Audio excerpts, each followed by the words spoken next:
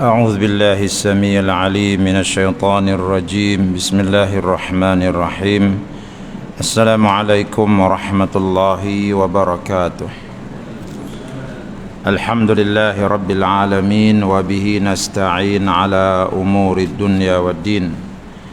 أشهد أن لا إله إلا الله وأشهد أن محمدا عبده ورسوله.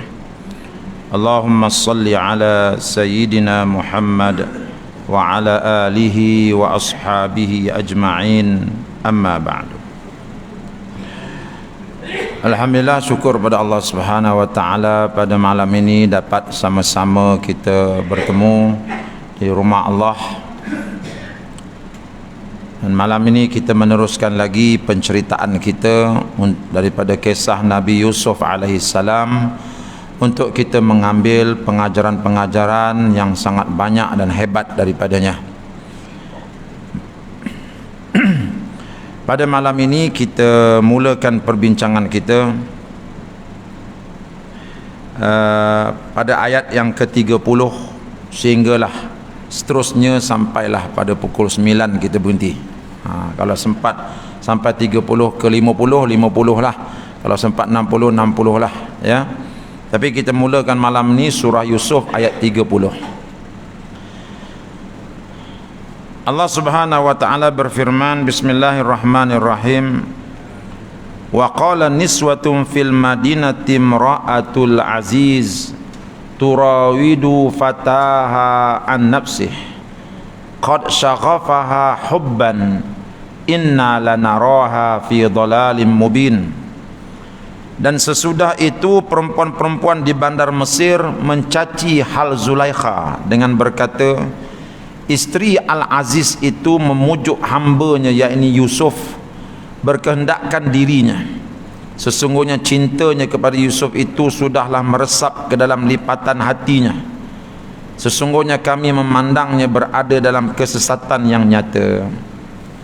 Jadi pada pertemuan yang lalu kita telah sama-sama mendengar, ya, apabila Nabi Yusuf dan Zulaikha ini dibawa ke muka pengadilan.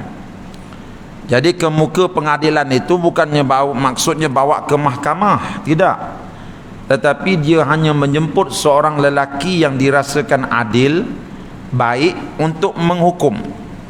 Sebab itu oleh kerana kes ini tak dibawa ke mahkamah, dia memberi kesan yang sangat besar kepada Nabi Yusuf selepas itu.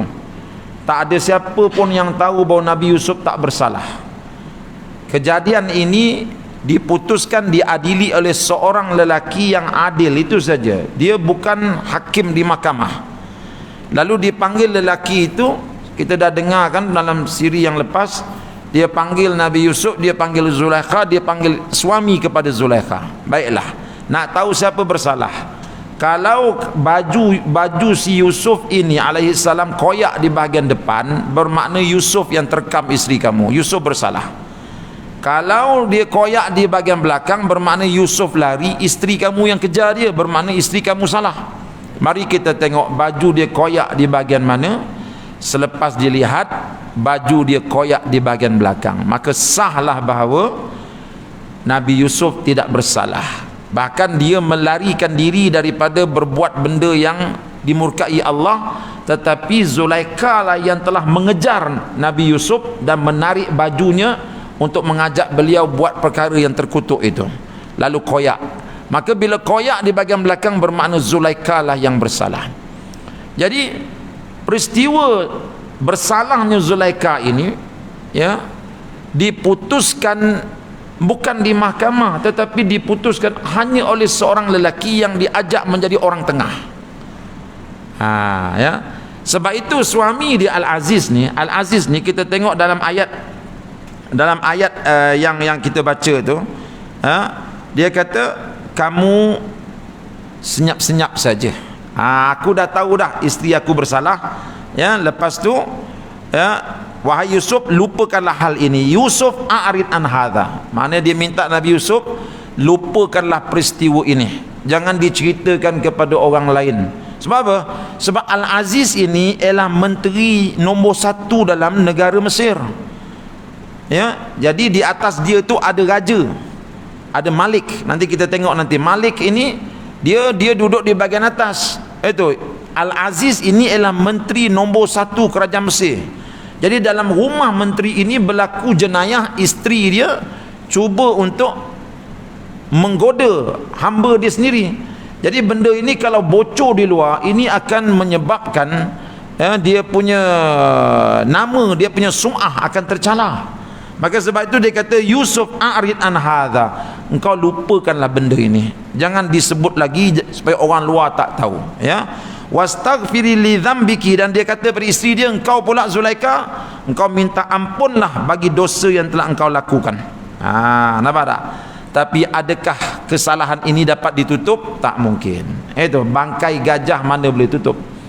Menteri ini dia cukup jaga, kalau boleh janganlah benda ini tersebar di luar istana. Sebab kalau orang tahu jenayah ini berlaku, yang buatnya ialah isteri dia sendiri, maka credibility dia akan jatuh. Mungkin raja tidak akan pilih dia lagi jadi menteri nombor 1, kan? Sebab tu dia minta Yusuf, tolong lupakan benda ini, dan kamu Zulaikha minta ampun, jangan buat lagi, cukup. Dia minta benda tu selesai kat situ saja. Tapi bangkai gajah tak boleh ditutup. Benda tu tersebar dalam istana. Ya, siapa yang sebar? Nabi Yusuf tak mungkin sebar. Ya, wallahu alam macam mana benda tu akhir sekali tersebar dalam istana. Bila tersebar dalam istana, lalu dia tersebar keluar. Ya, orang semua dah tahu dah. Tapi kebanyakan orang yang tahu tu dia buat tak tahu saja. Tetapi ada satu kelompok manusia VIP yang tahu benda ni, dia anggap benda ni benda yang sangat jelek. Jelek sebab apa?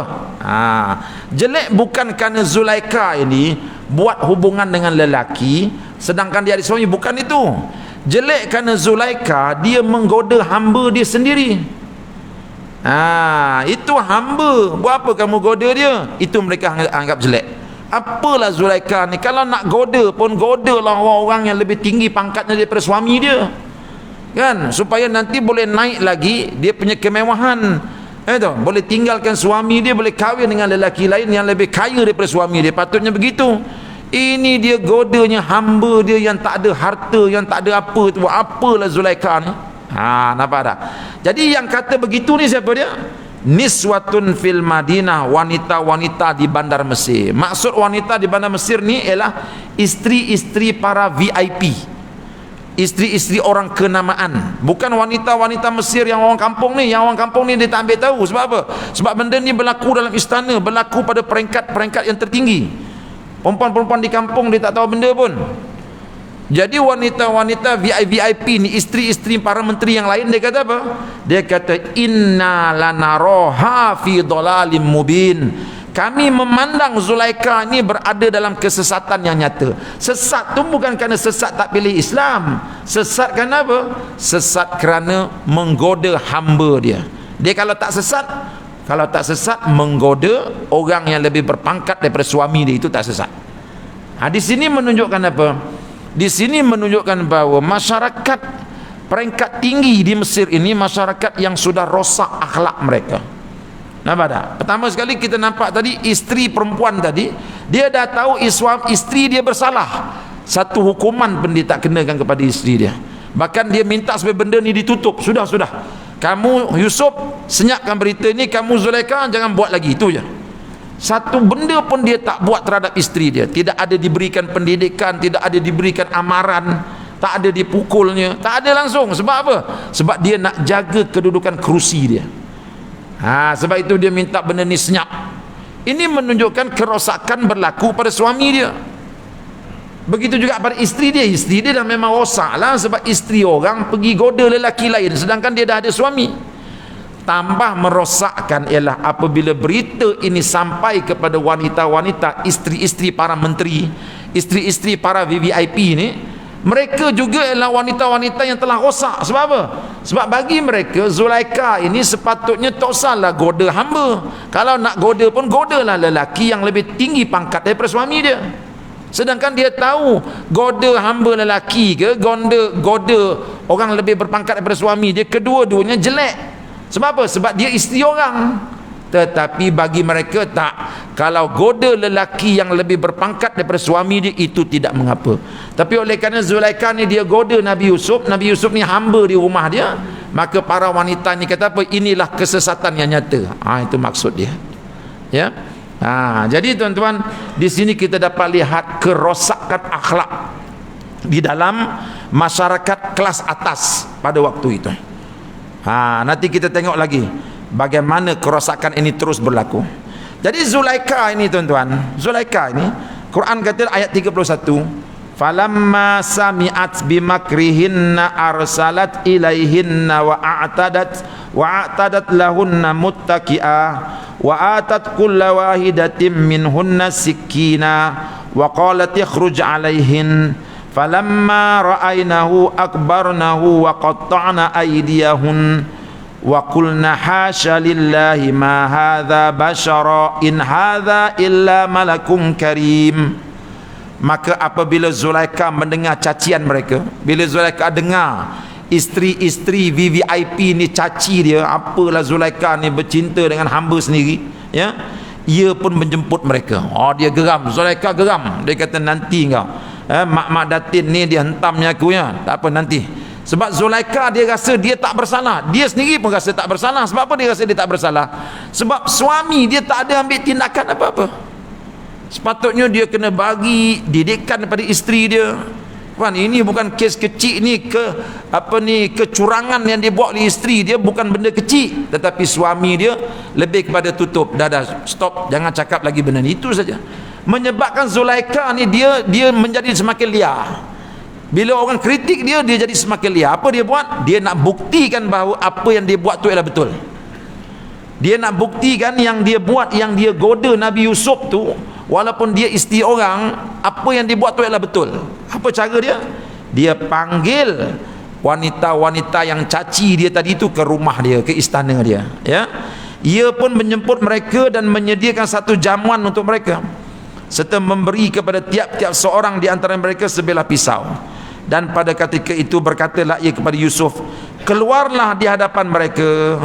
Maka dia panggil mak bak datin ni yang mencaci dia panggil. Nah, dia bagi buah, dia bagi pisau, potonglah. Sedang mereka seronok memotong buah-buahan, Siti Zulaikha kata apa? Yusuf, kamu keluarlah di hadapan mak datin tu, biar mereka tahu macam mana aku rasa.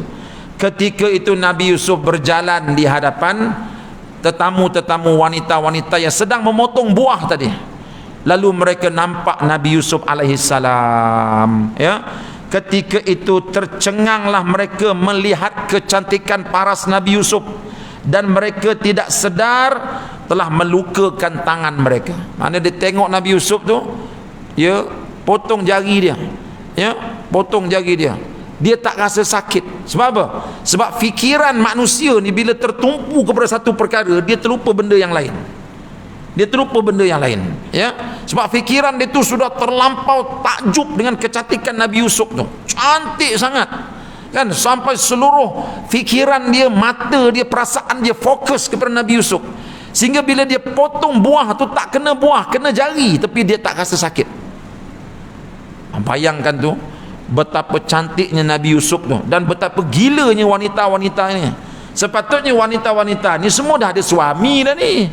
Sepatutnya bila lalu Nabi Yusuf mereka tundukkan pandangan, tapi tidak. Ini wanita-wanita yang sudah rosak akhlak dia. Mereka ada suami dekat rumah, tapi di luar rumah mereka curang dengan suami mereka. Sepatutnya mereka tunduk. Ni dah mereka tengok. Apa mereka kata? Bila mereka tengok Nabi Yusuf begitu cantik dan mereka potong jari dia tanpa mereka sedar, apa kata dia? Wa qulna hasya lillah, ya, jauhnya Allah dari kekurangan. Ma hadza bashara in hadza illa malakun, bukanlah ini seorang manusia, ia tidak lain melainkan malaikat yang mulia. Dia kata ini bukan manusia. Dia nak ceritanya bahawa cantiknya Nabi Yusuf ini sampai dia serupakan Nabi Yusuf ni seperti malaikat. Sebab masyarakat ketika itu, masyarakat yang walaupun dia kafir, dia bukan beriman, tetapi mereka kenal siapa itu Allah, siapa itu malaikat. Dia pernah dengar Allah dan malaikat ini. Sebab itu mereka kata apa?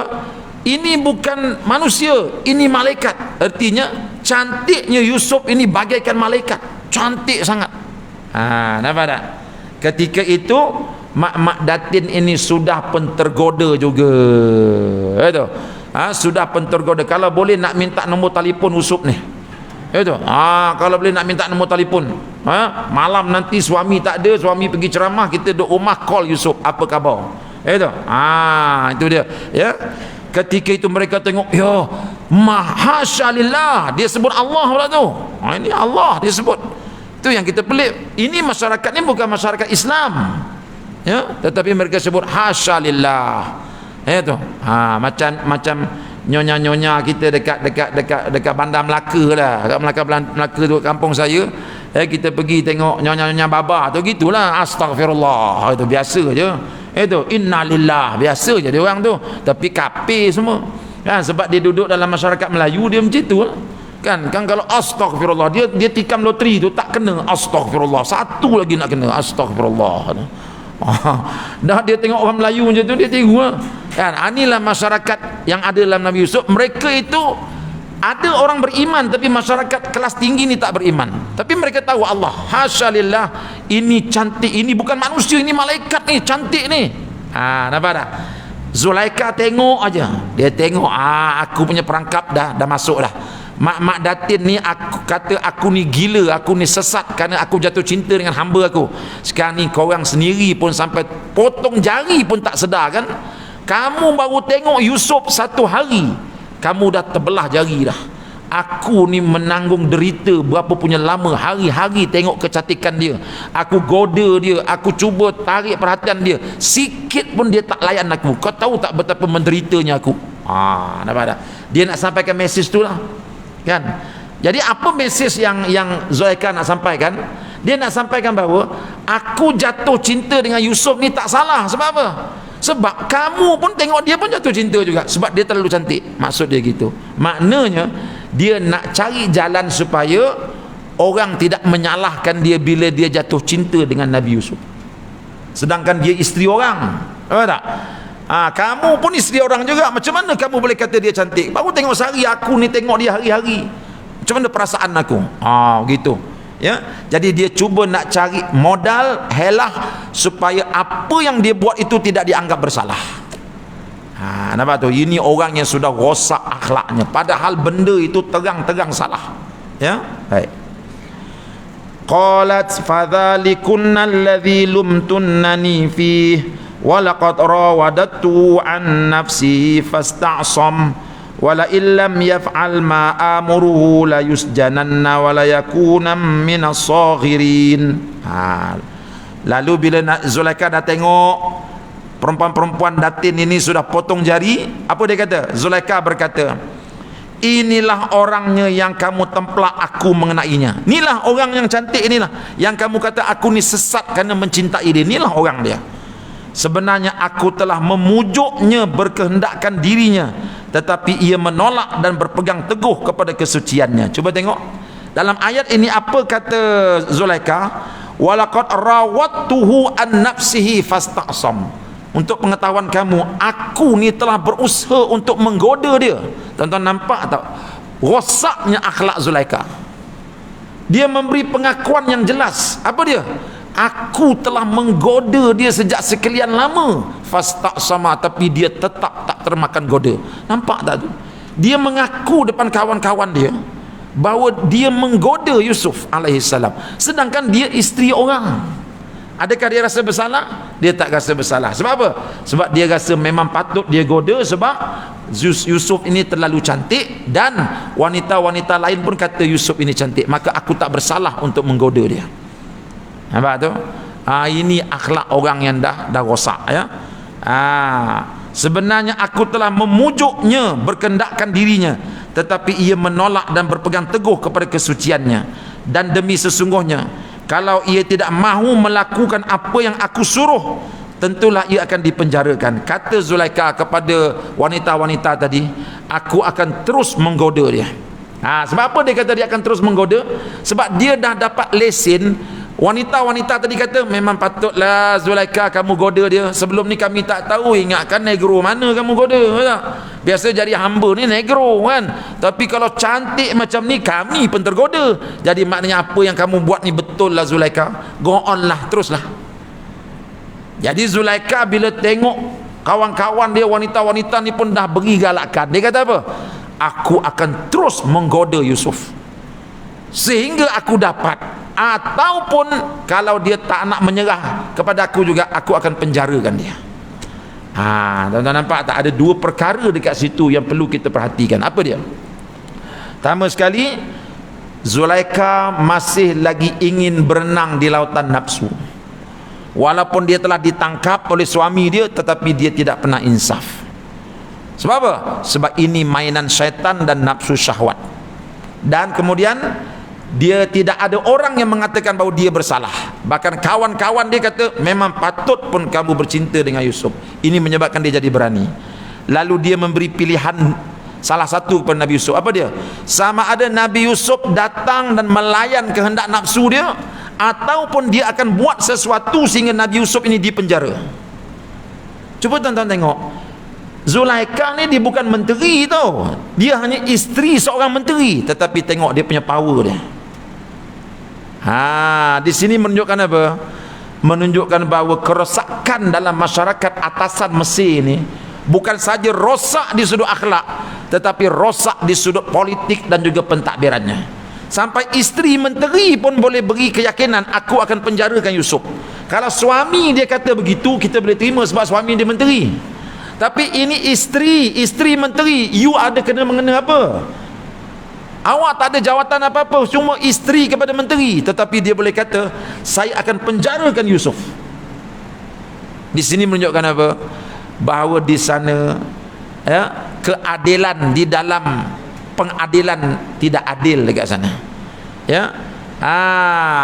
Undang-undang yang ada di Mesir pada ketika itu hanya untuk orang-orang yang lemah, adapun orang-orang yang berkuasa mereka bebas untuk menghukum. Ini undang-undang jahiliah, tuan-tuan, undang-undang jahiliah. Dia tak macam undang-undang Islam. Undang-undang Islam, Nabi kata apa?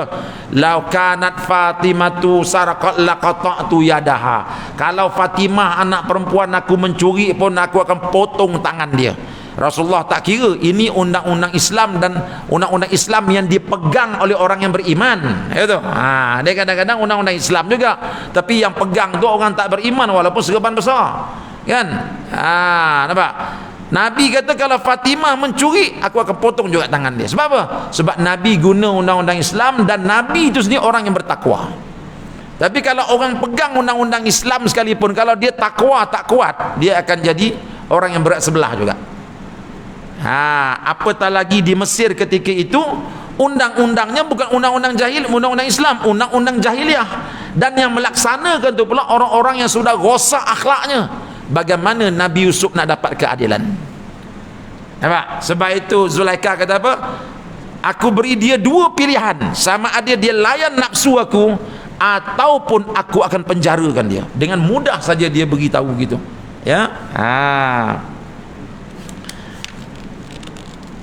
Nabi Yusuf alaihissalam dengar ugutan Zulaikha. Dia dengar. Dia dengar masa Zulaikha sebut benda tu kepada wanita-wanita tu, tentang pilihan tadi tu, sama ada masuk penjara ataupun layan dia. Nabi Yusuf dengar ugutan itu. Apa kata Nabi Yusuf? Nabi Yusuf kata ayat 33, qala rabbis sijnu ahabbu ilayya mimma yad'unani ilaih. Yusuf merayu ke hadrat Allah Ta'ala dengan berkata, wahai Tuhanku, aku lebih suka kepada penjara dari apa yang perempuan-perempuan itu ajak aku kepadanya. Maknanya ya Allah, oleh kerana Zulaikha dibagi aku dua pilihan, sama ada aku buat maksiat dengan dia ataupun aku dipenjarakan. Ya Allah, aku lebih rela dipenjarakan ya Allah, duduk dalam bilik yang gelap ya Allah, lebih rela ya Allah daripada aku melayan nafsu dia, daripada aku buat benda yang terkutuk di sisi Engkau. Ini Nabi Yusuf alaihissalam. Dia memilih penjara dan dia tidak mahu untuk melakukan benda yang terkutuk di sisi Allah Subhanahu wa taala. Wa illa tasrif anni kaidahunna asbu ilaihinna wa akum minal jahilin. Dan jika engkau tidak menjauhkan daripada tipu daya mereka, mungkin aku akan cenderung kepada mereka dan aku menjadi daripada orang yang tidak mengamalkan ilmunya. Maknanya ya Allah, kalau engkau tak lindung aku ya Allah daripada tipu daya mereka, nanti aku takut aku akan terikut mereka. Bila aku terikut mereka, maka aku akan terdiri daripada orang-orang yang jahil. Maka di sini Nabi Yusuf minta pertolongan Allah. Allah minta tolong, ya Allah, jaga aku ya Allah supaya aku tidak termakan tipu daya mereka. Sebab sekarang ini bukan saja Zulaikha yang akan tipu dia. Zulaikha sudah bergabung dengan wanita-wanita di kota Mesir tu. Bayangkan kalau wanita, isteri-isteri menteri ni ada 70 orang, campur Zulaikha seorang, 71 wanita-wanita isteri VIP berlawan dengan Nabi Yusuf yang seorang. Adakah mudah Nabi Yusuf nak berjaya? Ya. Sebab itu Nabi Yusuf kata, ya Allah, tolong jaga aku daripada tipu daya mereka ya Allah. Kalau engkau tidak jaga aku ya Allah, habislah aku. Segala ilmu yang ada pada aku akan jadi tidak berguna. Nampak tak? Betul. Apabila orang alim tuan-tuan, yang banyak ilmu tetapi Allah tidak memberi perlindungan kepada dia, habis ilmu dia akan tinggal ilmu. Ilmu dia akan tinggal ilmu. Dia akan jadi macam orang lain juga, makan rasuah. Dia akan jadi macam orang lain juga, tipu orang. Sebab apa? Sebab Allah tidak lagi memberi perlindungan kepada diri dia, walaupun dia orang alim. Ini Nabi Yusuf AS minta daripada Allah, tolong ya Allah, lindungi aku ya Allah, lindungi aku agar aku tidak termakan tipu daya mereka. Ya. Ayat 34, fastajaba lahu rabbuhu fasarafa anhu kaidahun innahu huwas samiul alim. Maka Tuhannya memperkenankan doanya, lalu dijauhkan daripadanya tipu daya mereka. Sesungguhnya Allah jualah yang maha mendengar lagi maha mengetahui. Jadi Nabi Yusuf AS dia memilih penjara, lalu Allah kabulkan dia, iaitu dia masuk akhirnya ke dalam penjara. Tuan-tuan, dia masuk penjara apakah kerana dia bersalah? Tidak. Seluruh Mesir tahu bahawa dia tak bersalah. Sebab apa? Sebab peristiwa baju dia koyak di belakang tadi telah tersebar di seluruh Mesir. Semua orang tahu dia tak bersalah. Tetapi mengapa dia dipenjarakan? Sebab undang-undang di Mesir pada ketika itu dikuatkuasakan hanya untuk orang-orang rakyat biasa. Adapun menteri-menteri, mereka akan cari jalan untuk lepas walaupun 1000 kesalahan yang mereka buat. Nampak tak? Jadi yang bersalahnya Zulaikha, semua orang tahu. Tetapi itulah undang-undang jahiliah. Yang berkuasa pasti akan dilepaskan, tetapi kalau rakyat biasa akan dihukum sekuat-kuatnya. Ini yang terjadi di mana-mana negeri. Rakyat curi Milo 1 tin, penjara tu, curi hari ni besok penjara. Tapi kalau pemimpin rompak duit berjuta-juta, berbilion-bilion, jatuh salah pun sampai sekarang tak dipenjarakan. Sebab apa tu? Sebab ini undang-undang jahiliah. Ya, dia dibawa, diamalkan oleh orang-orang yang tidak bertakwa kepada Allah. Kalau ada takwa, perkara-perkara ini takkan berlaku. Ini yang terjadi di Mesir ni. Ini yang terjadi di zaman Nabi Yusuf. Nabi Yusuf telah didapati tak bersalah. Yang tak bersalah masuk penjara, yang buat jenayah bebas. Inilah jahiliah. Ya. Ini yang berlaku tuan-tuan di Mesir, menunjukkan kerosakan yang begitu hebat. Ya, kerosakan yang begitu hebat di Mesir pada ketika itu. Itu dia. Jadi Nabi Yusuf pun dipenjarakanlah. Ya. Summa badalahum min ba'di ma ra'awul ayati la yasjununnahu hatta hin. Kemudian timbul fikiran bagi suami perempuan itu serta orang-orang yang hendak memenjarakan Yusuf sesudah mereka nampak tanda-tanda yang menghendaki supaya Yusuf dijauhkan hingga ke satu masa. Jadi Nabi Yusuf ni tuan-tuan, dia dipenjarakan, dia tak ada tahun. Dia tak ada tahun. Dia kata dalam ni layas jununnahu hatta hin. Dia akan dipenjarakan hingga kepada satu masa. Maknanya Nabi Yusuf dipenjarakan tanpa tempoh. Bilakah dia akan dilepaskan? Apabila mereka lupa tentang jenayah Zulaikha. Selagi orang ingat jenayah yang Zulaikha buat, selagi itulah Nabi Yusuf akan duduk dalam penjara. Jadi bila lepas, dia akan dilepaskan bila benda ni orang dah tak ingat. Mereka akan lepaskan Nabi Yusuf supaya Zulaikha ini akan dapat terus bebas, walaupun dialah penjenayah yang sebenarnya. Ini jahatnya suami Zulaikha, jahatnya Zulaikha, dan jahatnya orang-orang yang berkuasa ketika itu. Ada pun Raja Mesir, dia tak tahu apa-apa. Raja Mesir nanti kita tengok di ujung, nanti dialah yang membebaskan Nabi Yusuf. Kita tengok di ujung nanti cerita ni, Raja Mesir dia tak tahu apa-apa. Nabi Yusuf di penjara, kemudian dia tak tahu Yusuf tu siapa. Cuma dia kenal Nabi Yusuf selepas Nabi Yusuf duduk begitu lama dalam penjara. Ketika dia nak minta mimpi dia ditakwilkan, maka orang keluarkan Yusuf daripada penjara. Nabi Yusuf pun takwilkan mimpi itu. Bila mimpi itu betul, raja tadi jatuh cinta ke Yusuf. Dia kata keluarkan Nabi Yusuf. Nabi Yusuf kata apa? Aku tak akan keluar daripada penjara. Nanti kita tengok nanti, aku tak akan keluar daripada penjara. Sebab apa? Aku mau kes ini diadili di mahkamah. Baru kes ini dibawa ke mahkamah. Walaupun raja ketika itu dia nak guna kabel, Nabi Yusuf dia tak suka kabel-kabel ni. Ini kabel ni rasuah, betul tak? Ya. Apa kata raja? Oleh kerana engkau dah tolong aku takwil mimpi aku, maka bebaskan Yusuf. Nabi Yusuf kata no. Saya tak mau main kabel-kabel gini. Saya nak kes ini dibawa ke mahkamah dan saya diadili. Panggil Zulaikha balik, panggil wanita-wanita tu balik, dan panggil suami dia. Saya diadili dengan adil. Lalu kes itu diadili dengan adil, maka didapati bahawa Nabi Yusuf tak bersalah. Nabi Yusuf pun keluar daripada penjara dalam keadaan bermaruah. Ini menunjukkan apa? Masa Nabi Yusuf dipenjarakan ini, raja tak tahu apa-apa. Ini semua mainan menteri-menteri dia. Menteri-menteri dia semua korup belaka. Sebab apa menteri dia korup? Sebab isteri-isteri mereka juga orang-orang yang sudah rosak akhlaknya. Kalau tak rosak akhlaknya, takkanlah mereka kata kalau Zulaikha goda hamba itu tak baik, tapi kalau goda orang yang lebih besar gaji daripada suami dia, itu bagus. Ini kan rosak akhlaknya.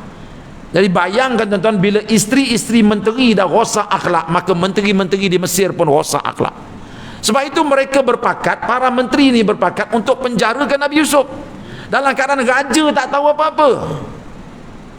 Nampak tu? Ya.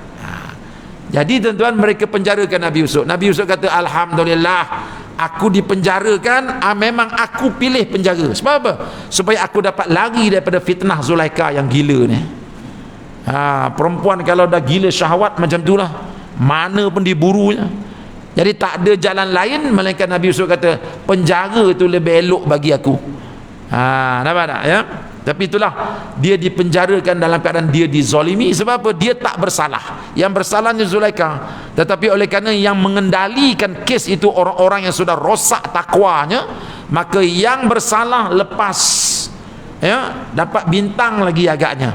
Tetapi yang tak bersalahlah akan dipenjarakan. Ini masyarakat yang telah rosak, ya. Cuba tengok ni ayat 36. Saya tafsirkan benda ni tuan-tuan berdasar kepada kitab tafsir di depan saya ni, ya. Kitab tafsir ni dibuat oleh tok guru saya baru 2 minggu lepas meninggal dunia. Ya, meninggal dunia di Jordan. Masa di Jordan kami belajar dengan dia di masjid. Baru 2 minggu lepas meninggal dunia. Dia ni seorang ulama daripada Palestin, bermukim di Jordan, dekan fakulti tafsir, ya, di Amman University. Memang alim besar lah. Ni tafsir ni saya guna tafsir dia, ya. Dr. Salah Al-Khalidi. Jadi apa yang saya sebut ni memang diambil daripada tafsir ini. Andaian tadi tu diambil daripada sini. Gitu ya. Baik. Wa dakhala ma'ahu sijna fatayan. Qala ahaduhuma inni arani a'siru khamra wa qala al-akharu inni arani ahmilu fawqa ra'si khubzan. Maka Nabi Yusuf pun dimasukkan ke dalam penjara. Bersama dengan Nabi Yusuf itu ada 2 orang lelaki. Kedua-dua laki-laki ini ialah pekerja istana. Allah nak jadikan cerita. Ya. Di mana kita tahu dia pekerja istana? Sebab dalam Quran diguna istilah fatayan. Fatayan ini diistilahkan pada waktu itu ialah pekerja istana. Jadi kedua orang pekerja istana ni, seorang kerjanya menuang air. Bila raja nak minum, dia tuang air. Seorang ni kerja dia kipas raja. Jadi kedua-dua mereka ni buat kesalahan, raja masukkan dia dalam penjara. Jadi masa dalam penjara tu Nabi Yusuf berkawanlah dengan dua orang pekerja istana ini. Dan Nabi Yusuf alaihissalam bila dia masuk penjara, dia menunjukkan ya sikap dia sebagai seorang muslim yang beriman kepada Allah. Nanti kita akan tengok bagaimana akhlak Nabi Yusuf di dalam penjara, ya. Jadi Nabi Yusuf masuk dalam penjara bersama dengan dua orang pemuda yang mereka kedua ini ialah khadam di istana raja. Ya. Maka bila mereka dah berkawan tu dah jadi rapat, maka kedua-dua pemuda tadi bermimpi. Lalu dia minta Nabi Yusuf alaihissalam supaya takwilkan mimpi. Sebab apa dia minta Nabi Yusuf? Ini jadi persoalan. Mengapa tiba-tiba dia minta Nabi Yusuf, boleh tak kamu takwilkan mimpi saya? Nampak tak? Mereka minta Nabi Yusuf takwilkan mimpi itu kerana mereka lihat Nabi Yusuf ni orang soleh. Ya, dia tengok Nabi Yusuf ni orang soleh, sebab tu dia jumpa minta takwilkan mimpi saya. Ya. Qala ahaduhuma, berkatalah salah seorang daripada kedua mereka itu, inni ara a'siru khamra, aku bermimpi melihat diriku memerah anggur. Ya. Wa qala al-akhar inni arani ahmilu fawqa ra'si khubzan, sesungguhnya yang seorang lagi bermimpi, aku bermimpi melihat diriku menjunjung roti atas kepalaku yang sebahagian jadi makan oleh burung. Kemudiannya berkata, terangkanlah kepada kami akan apa? Akan mimpi tersebut, akan takbirnya. Ya, sesungguhnya kami memandangmu daripada kalangan orang yang baik. Itu. Ya, dia kata apa? Inna naraka minal muhsinin. Kami tanya engkau ni wahai Yusuf kerana kami tengok engkau ni ialah orang yang baik. Sebab tu kami tanya engkau. Nampak tu? Padahal kedua-dua mereka ni penjenayah. Kalau tak penjenayah takkan dia masuk penjara. Tapi bila dia nak mimpi, dia ditakwilkan, dia tengok Nabi Yusuf lah orang yang aula takwil. Sebab apa? Sebab dia tengok Nabi Yusuf ni dalam penjara, akhlaknya bagus. Ya. Dia menunjukkan akhlak seorang nabi sampai orang ada mimpi jumpa dia. Mampukah Nabi Yusuf mentakbir mimpi? Ya. Nabi Yusuf telah diberikan satu kelebihan oleh Allah, kehebatan dia dalam mentakwil mimpi. Macam mana dia boleh takwil mimpi? Allah Ta'ala yang beritahu dia. Sebab tu apa yang dia takwil semua tepat. Apa yang dia takwil semua tepat. Baik. Nabi Yusuf ni tuan-tuan, dia ni walaupun dalam penjara, dia seorang nabi. Jadi nabi ni tugas dia berdakwah. Ya, dia tengok dua orang pemuda ni penjenayah. Sekarang ni penjenayah ni berhajat kepada dia, nak minta dia takwilkan mimpi. Nabi Yusuf jadikan ini sebagai satu peluang untuk berdakwah. Apa kata dia? Dia kata, saudara, ya, saya boleh takwil mimpi awak, dan saya akan beritahu tentang takwilnya sebelum makanan datang. Mungkin agak masa tu mereka tengah duduk-duduk dalam pukul 2 petang lah, mungkin agaknya. Makanan akan sampai kejap lagi. Saya akan takwilkan mimpi awak ni sebelum makanan sampai dekat sini. Sebelum warden hantar makanan. Tapi sebelum saya takwil, awak nak dengar tak tentang diri saya? Nampak tak? Nabi Yusuf nak cerita siapa aku sebenarnya. Tujuan dia apa dia? Tujuan dia nak sampaikan dakwah. Sebab sekarang ni ini orang jahat. Orang jahat perlukan dia. Jadi kita sebagai orang beriman, bila orang jahat perlukan kita, ketika itulah kita berdakwah kepada dia, bawa dia kepada Allah. Bukan ketika orang jahat perlu pada kita, kita kuda dia, kita tunggang dia, cari kekayaan sebanyak-banyaknya. Bukan gitu. Itu.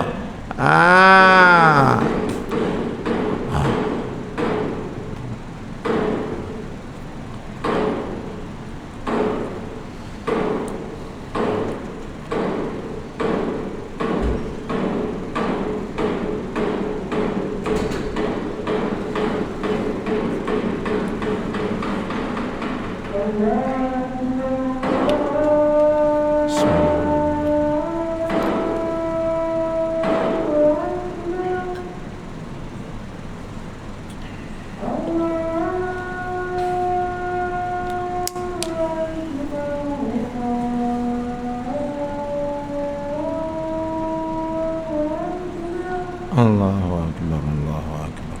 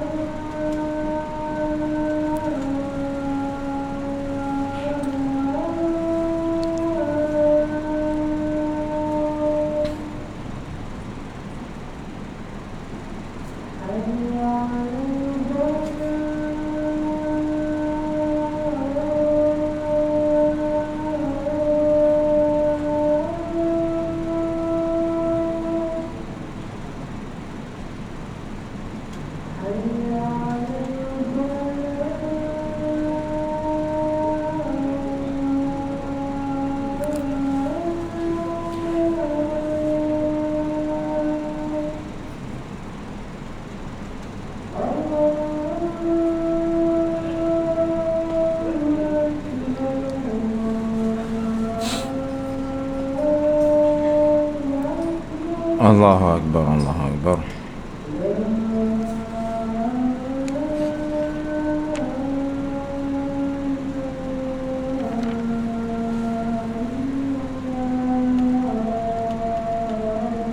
La ilaha illallah Muhammad Rasulullah. Allahumma rabb hadhihi ad-da'wati at-tammah was-salati al-qa'imah ati Muhammadan al-wasilata wal-fadilah wa ba'athu al-maqam al-mahmud alladhi. Jadi Nabi Yusuf alaihissalam beritahu, bukan saja mimpi kamu aku akan takwilkan, tetapi makanan-makanan yang datang kepada kamu sebelum dia sampai pun aku boleh tahu apa makanan tu, apa makanan yang akan datang. Aku boleh beritahu. Tapi sebelum aku beritahu, aku nak cerita kepada kamu siapa aku. Tujuan dia apa? Tujuan dia nak dakwah mereka. Sebab dua orang lelaki ni dia menyembah raja. Sebab bagi mereka di Mesir ketika itu, Tuhan mereka ialah raja mereka. Bagi mereka raja itulah Tuhan mereka. Jadi Nabi Yusuf sekarang ni nak dakwah. Cara nak dakwah macam mana? Cara nak dakwah ialah aku nak terangkan siapa aku sebenarnya. Dalam tu dia berdakwah. Cuba tengok. Kata dia, inni taraktu millata qaumin la yu'minuna billah wa hum bil akhirati hum kafirun. Ya, kata dia apa? Yang demikian itu ialah sebahagian daripada apa yang diajarkan kepadaku oleh Tuhanku. Dengan sebab itu aku meninggalkan agama kaum yang tidak beriman kepada Allah serta tidak pula percayakan hari akhirat. Jadi aku boleh takwil mimpi kamu ni kerana ia nikmat yang Allah Ta'ala beri kepada aku. Sebab itu aku sembah Allah, Tuhan aku.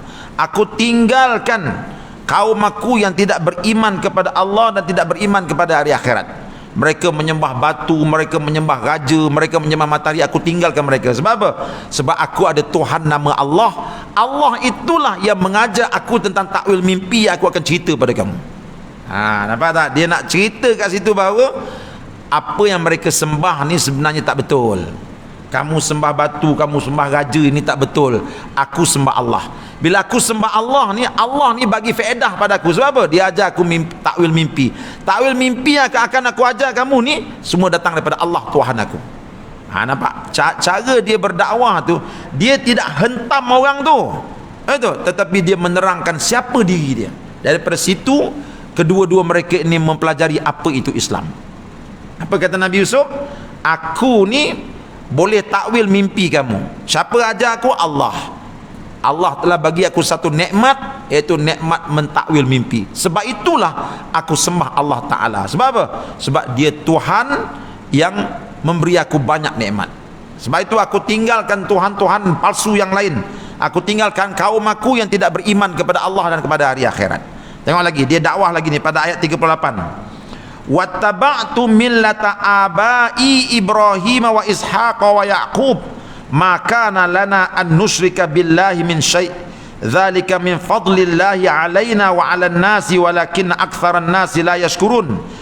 Dan aku menurut agama bapa dan datuk nenekku Ibrahim dan Ishak dan Yaqub, tidaklah sepatutnya kita mempersekutukan sesuatu pun dengan Allah.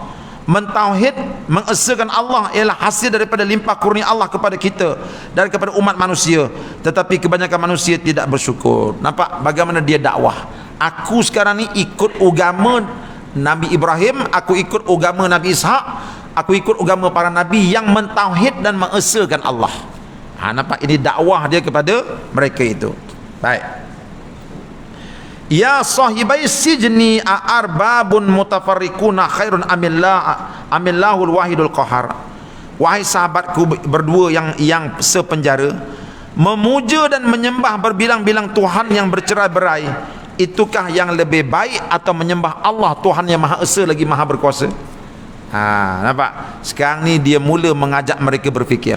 Selepas dia cerita tentang Allah tu siapa, lalu dia pun berkata kepada mereka, wahai dua orang sahabatku yang kita sama-sama duduk di penjara, aku nak tanya engkau, kita memuja Tuhan-Tuhan yang berbilang, yang berpecah belah ini lebih baik ke, ataupun kita di penjara, ataupun kita menyembah Allah yang Maha Esa, mana lebih baik? Dia mula mengajak mereka, kan? Maknanya sekarang ni kamu menyembah Tuhan yang berbagai-bagai, patung itu, patung ini, tapi kamu tak rujuk pun dia.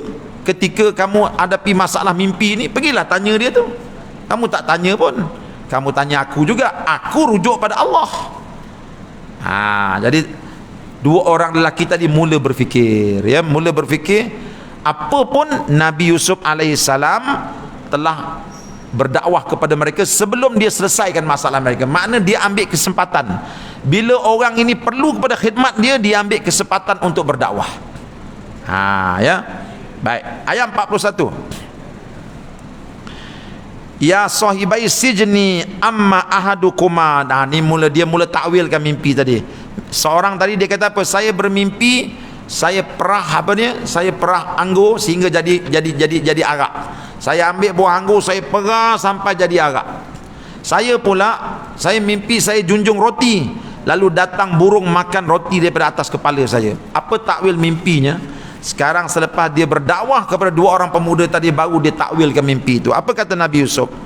Ya sahibai sijni amma ahadukuma fayasqi rabbahu khamra wa ammal akharu fayuslabu fatakulut tayru min ra'sihi qudiyal amrul ladzi fihi tastaftian. Wahai sahabatku berdua yang sepenjara, takbir mimpi kamu itu ialah, adapun salah seorang daripada kamu maka akan memberi minum arak kepada tuannya.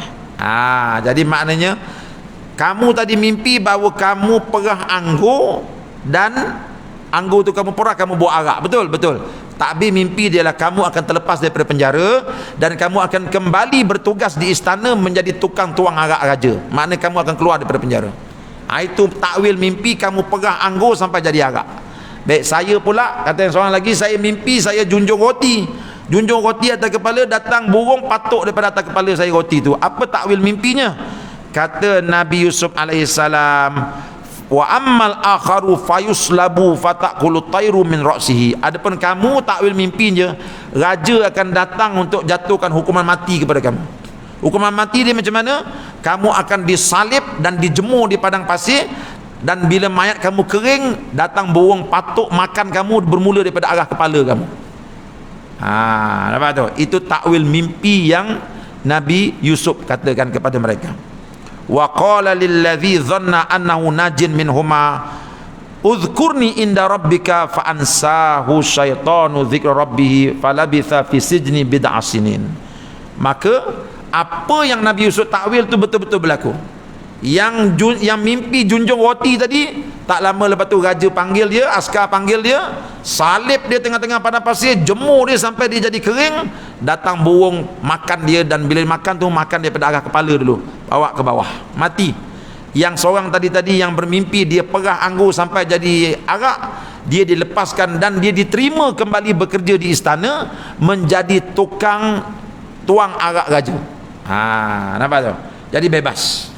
Nabi Yusuf pun bila tengok kawan tadi nak bebas daripada penjara, pada masa warden penjara nak bawa dia keluar, apa kata Nabi Yusuf pada kawan dia tadi yang dia telah takwilkan mimpi? Kata dia, tengok ayat 42, wa qala lilladzi dhanna annahu najin minhuma udhkurni inda rabbik, dan berkatalah Yusuf kepada orang yang ia percaya akan terselamat di antara mereka berdua, sebutkanlah perihalku kepada tuanmu. Kata Nabi Yusuf, engkau akan keluar penjara kan, kau akan bertugas balik dengan raja ya, tolong beritahu raja apa yang terjadi pada diri aku ni. Kau tahu kan bahawa aku masuk penjara, aku tak bersalah, yang goda aku ialah Zulaikha, tetapi aku telah dizalimi oleh menteri-menteri ni. Kau tolong cerita pada raja, boleh tak? Aku dah tolong kau kan, dan kau akan bertugas dengan raja, bila kau tuang arak raja tu kau cerita tentang aku, boleh tak? Kata Nabi Yusuf, minta kerjasama daripada kawan dia tadi. Nampak ya? Di sini menunjukkan apa? Menunjukkan bahawa raja tak tahu apa yang terjadi kepada Nabi Yusuf. Nabi Yusuf dipenjarakan, ini semua hasil daripada kejahatan menteri-menteri raja. Sedangkan raja duduk di istana, dia tak tahu apa. Sebab tu Nabi Yusuf kata apa? Tolong, bila kau keluar nanti kau akan jadi tukang tuang arak raja. Betul. Tolong beritahu raja tentang diri aku, bahawa aku dipenjarakan dekat sini bukan kerana aku bersalah. Yang goda aku Zulaikha, baju aku koyak dekat belakang, tapi menteri-menteri itu buat satu pakatan jahat, mereka jadikan aku kambing hitam, lalu aku dipenjarakan. Tolong beritahu raja. Seolah-olah nak hantar memorandum lah ke istana ni. Itu sebab istana tak tahu apa. Yang jahatnya menteri-menteri ni. Nampak tu ya? Dia sejarah ni dia akan berputar, tuan-tuan. Ya, sebab tu Quran kata apa? Watilkal ayami nudawiluha bainan nas. Peristiwa-peristiwa yang berlaku pada kamu dia akan berputar, dia akan berputar dan dia akan berlaku. Apa yang berlaku dulu akan berlaku sekarang. Nampak tak? Jadi Nabi Yusuf cuba nak hantar memorandum ke istana melalui budak yang dia takwilkan mimpi tadi. Tapi sayang tuan-tuan, budak tadi, hayalah aku akan beritahu, bila dia balik, dia kerja balik ke istana, ialah dapat gaji besar, dapat duduk istana, dia dah lupa tentang Nabi Yusuf yang tolong dia tadi. Ini disebut dalam ayat yang ke-42 ya. Siapa yang lupakan dia? Syaitan telah lupakan budak tu pada Nabi Yusuf, menyebabkan Nabi Yusuf falabitha fi sijni bid'a sinin, terpaksalah Nabi Yusuf duduk di penjara beberapa tahun lagi. Sebab budak yang lepas tadi tak buat apa-apa. Dia tenggelam dalam nikmat duduk di istana. Bukan besar pun pangkatnya, tukang tuang arak aja tu, tapi agaknya seronok tu sebab duduk di penjara ni seksa, tiba-tiba dapat duduk istana, walaupun tukang bersih kasut raja, itu pun dah nikmat besar tu. Sehingga dia lupa kawan dia Nabi Yusuf yang dah tolong dia tadi. Jadi bila dia tak bawa memorandum kepada raja tak tahu, Nabi Yusuf terpaksalah duduk di istana. Berapa lama Quran tak cerita. Quran kata bid'a sinin, dalam masa dalam beberapa tahun. Nampak? Nabi Yusuf pun duduklah dekat penjara, bilalah aku ni nak dilepaskan. Kan? Ya.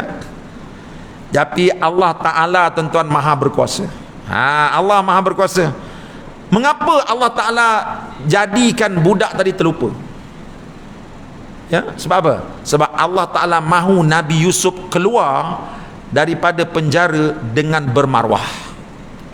Allah tidak mahu Nabi Yusuf keluar penjara dengan perkenan daripada istana. Tak mahu dia. Kan? Tak mahu dia. Allah kata, aku nak kau keluar daripada istana dengan kebenaran. Aku mahu kes ini diadili balik di mahkamah. Sebab itu Allah lupakan dia. Tapi dalam ayat ini dikatakan syaitan telah lupakan dia. Sebab dalam Islam ni, apa-apa benda yang dilupakan, maka kita kata syaitan yang lupakan, bukan Allah lupakan. Hakikatnya Allah. Ya. Jadi budak tadi dia terlupa. Allah Ta'ala maha berkuasa. Tengok Allah punya susunan. Tiba-tiba raja tadi bermimpi. Raja pula bermimpi. Bila raja bermimpi, tuan-tuan, dia tanya menteri dia, saya bermimpi sekian. Apa takwil dia?